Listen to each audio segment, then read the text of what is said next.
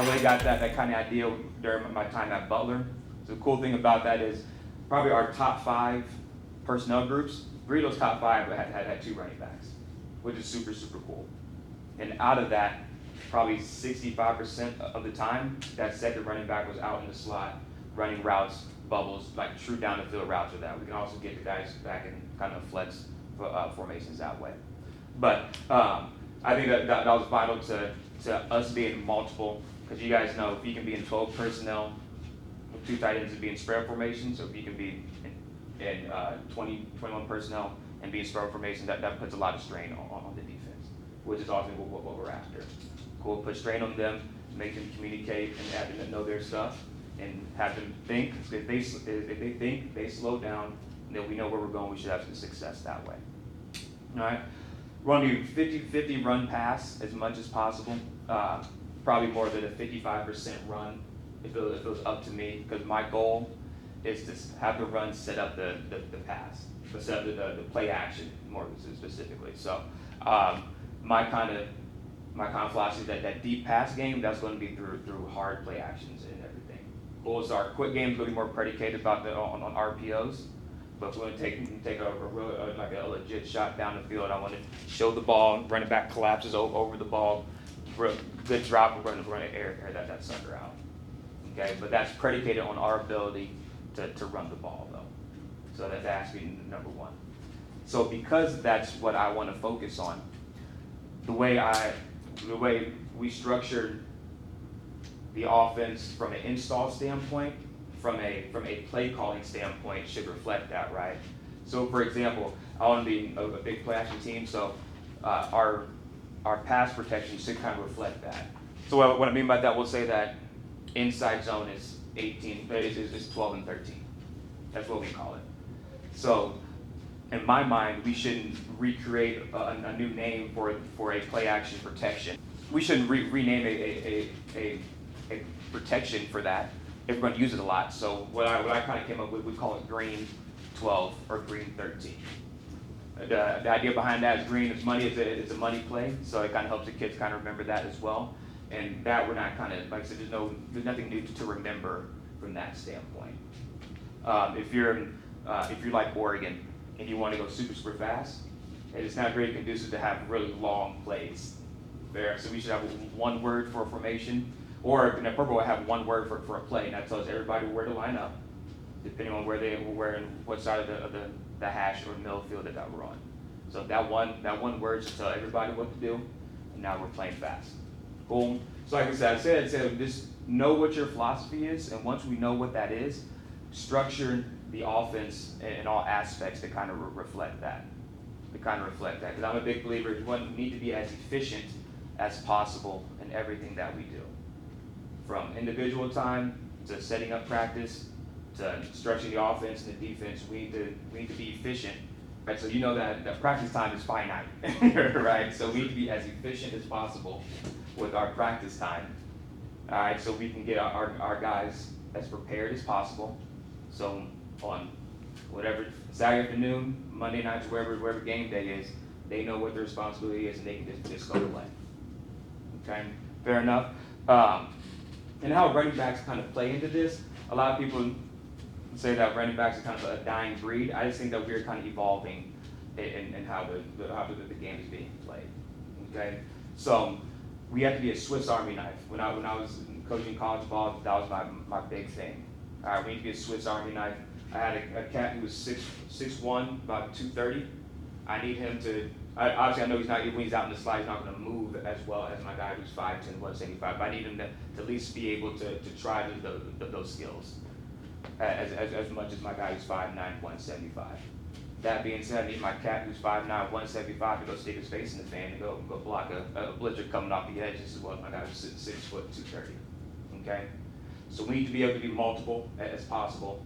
And that allows our offense to be multiple as possible, which allows us as an offense to be as dangerous as possible. Okay? And how I kind of structure my individual time to reflect the Swiss Army knife-ness, if that's a word, of our offense is every day we talk about ball security. Okay, we worked on ball security. Obviously, there's never been a touchdown score without the football, so we got to make sure we have that when we cross the line. All right, so the big coaching point there is wrist stays above the elbow, okay? And then there's a magnet to our chest plate. Wrist stays above the elbow, it's a magnet to our chest plate. So what I did a lot in college, we had heavy balls, we filled the old footballs up with water to help those guys kind of get that feeling. If they can keep that up, then they should be able to keep a regular football up.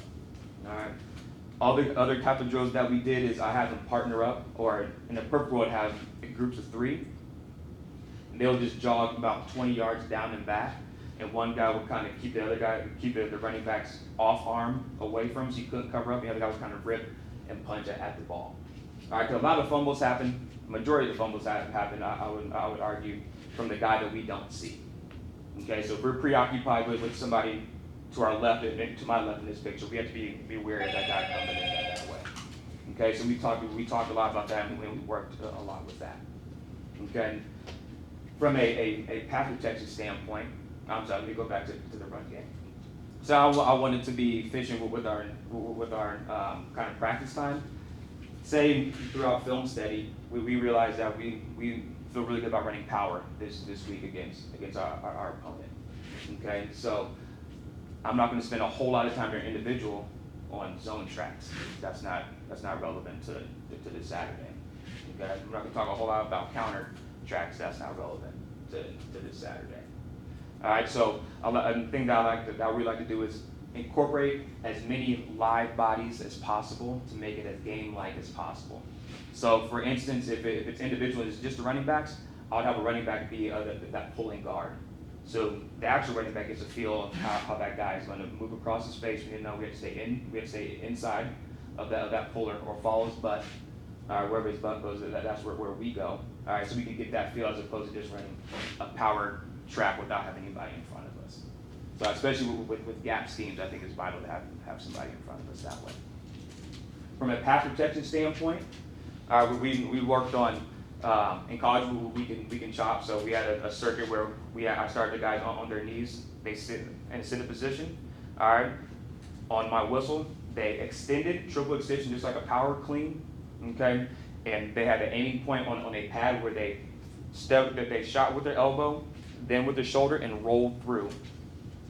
Okay, so because we want in a chop block, we want those guys we want the defender to have to go through as much of our body as possible. Okay, so we have to make sure we shot with the right arm, and then made contact, all right, in the right spot. So our aiming point was kind of just where that kind of thigh board was, if not a touch higher at the hip. Okay, so that was the aiming point there. Then so he started seated, then standing up, and then we backed him up to about 6 to 7 yards, so it was a little more game-like. Okay. Now we talk about blocking the catch straight up. The big focus was keeping that inside foot strong. Okay. Now if the quarterback's to my right, I cannot step and strike and then open that inside foot. That's bad. Again, with the same idea, that defender has to go through me to get to the quarterback. So if I keep this inside foot strong, he has to come through me to get to the quarterback. So my biggest coaching point is making sure that inside foot is strong and up. Cool. Step, strike. I'm talking about the first to make contact usually won that rep. Okay, so just like being in the fist fight. Okay, we got to be the first one to make contact. Be the first one to make contact. Elbows in, thumbs up. All right, step and strike. Okay, I don't ever want to reach to block the guy close space with our feet, because we block with our feet first. Just like in basketball, we defend with our feet first. Okay, so block from the ground up. So now we start talking about the passing game. If we know we're going to do a lot of stuff in a two-back set, like flanking the quarterback, then we'll obviously throw those routes and individually get them warmed up for 7-on-7, getting warmed up for team. Okay, if we're going to be more out in the slot, we'll run those routes accordingly.